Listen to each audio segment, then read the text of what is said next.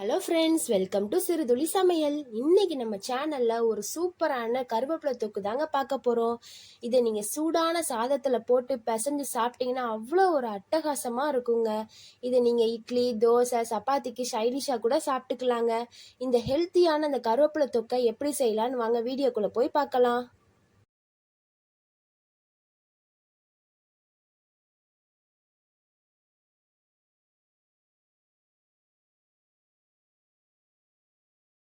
இந்த கருவேப்பிலை தொக்கு பண்ணுறதுக்கு 2 கட்டு கருவேப்பிலையை ஃப்ரெஷ்ஷாக கழுவி காய வச்சு எடுத்து வச்சுருக்கேங்க.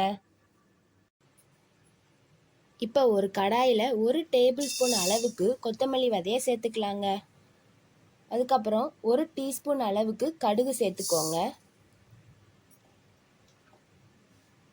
1 டீஸ்பூன் அளவுக்கு வெந்தயமும் சேர்த்து நல்லா ட்ரை ரோஸ்ட் பண்ணிங்க.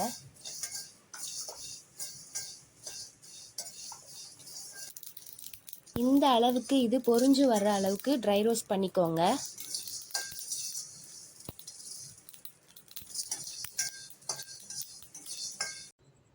இப்போ ஒரு மிக்சர் ஜாரில் இதை சேர்த்து ஓரமாக ஆற வச்சுருவோங்க. இப்போ ஒரு கடாயில் கொஞ்சமாக எண்ணெய் சேர்த்துக்கோங்க. சேர்த்துட்டு நம்ம கழுவி ஃப்ரெஷ்ஷாக எடுத்து வச்சுருக்க அந்த கருவேப்பிலை இலைகளை கொஞ்சம் கொஞ்சமாக ஆட் பண்ணிக்கோங்க.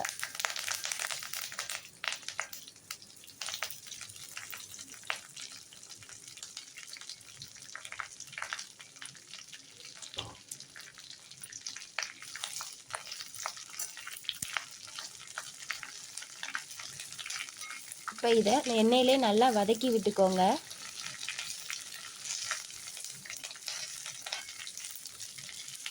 அவ்வளோதான், இதை நம்ம வதக்கியாச்சு.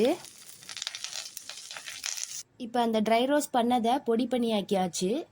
இப்போ இதோட நம்ம வதக்கி வச்ச அந்த கருவேப்பிலையும் சேர்த்து ஆட் பண்ணி இதையும் பொடி பண்ணி வச்சுக்கோங்க. தண்ணி சேர்க்காம அரைச்சி வச்சுக்கோங்க. தேவைப்பட்டா கொஞ்சமாக ஆயில் சேர்த்து அரைச்சி கொரன்னு இந்த மாதிரி அரைச்சி வச்சுக்கோங்க. இப்போ ஒரு கடாயில் 6லேருந்து ஒரு 7 டேபிள் ஸ்பூன் அளவுக்கு எண்ணெய் தாராளமாக விட்டுக்கோங்க.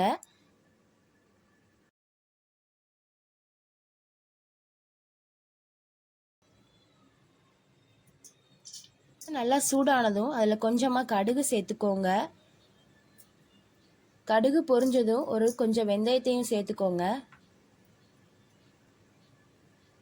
2 வரமிளகாயை கிள்ளி இந்த மாதிரி சேர்த்துக்கோங்க.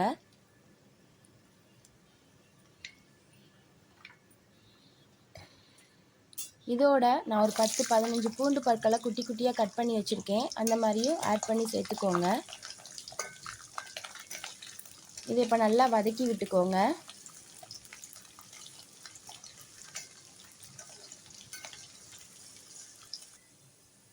பூண்டு நல்லா வதங்கினதும் நம்ம அரைச்சி வச்சுருக்க அந்த கருவேப்பிலை பொடியும் சேர்த்து நல்லா வதக்கி விட்டுக்கோங்க.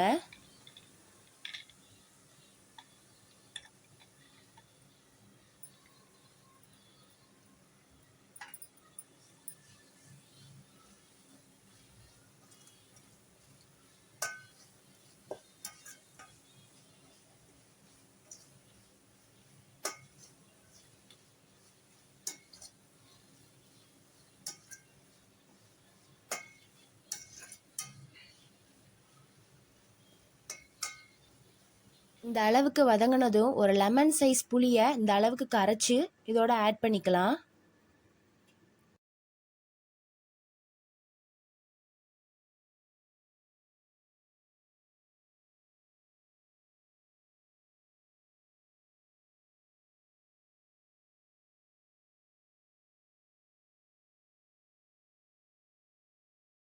இப்போ இந்த மாதிரி கொதி வந்ததும் கொஞ்சமாக மஞ்சள் தூள் சேர்த்துக்கலாம். 1 டேபிள் ஸ்பூன் அளவுக்கு நான் காஷ்மீரி சில்லி பவுடர் சேர்த்துருக்கேன். ஒரு 1 டேபிள் ஸ்பூன் அளவுக்கு தூள் உப்பு சேர்த்துக்கோங்க.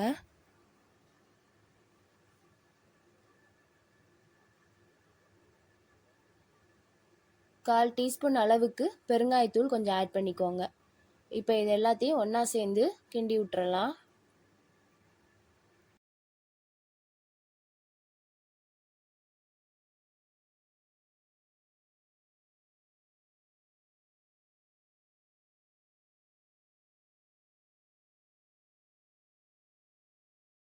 இந்த அளவுக்கு வதக்குனதும் இதில் கொஞ்சமாக வெல்லம் சேர்த்துக்கலாம்.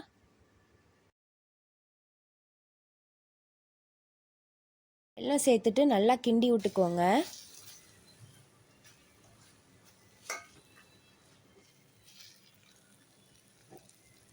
இப்போ பார்த்தீங்கன்னா இது எந்த அளவுக்கு திக்காக வந்திருக்குன்னு பாருங்கள். பார்த்தீங்கன்னா தெரியும் எந்த அளவுக்கு எண்ணெய் பிரிஞ்சு வந்திருக்குன்னு. இதை வேற ஒரு பவுலுக்கு ட்ரான்ஸ்ஃபர் பண்ணி வச்சுக்கலாம். அவ்வளோதாங்க. இதை நீங்கள் ட்ரை பண்ணி பார்த்துட்டு கமெண்ட்டில் எப்படி இருந்துச்சுன்னு சொல்லுங்கள்.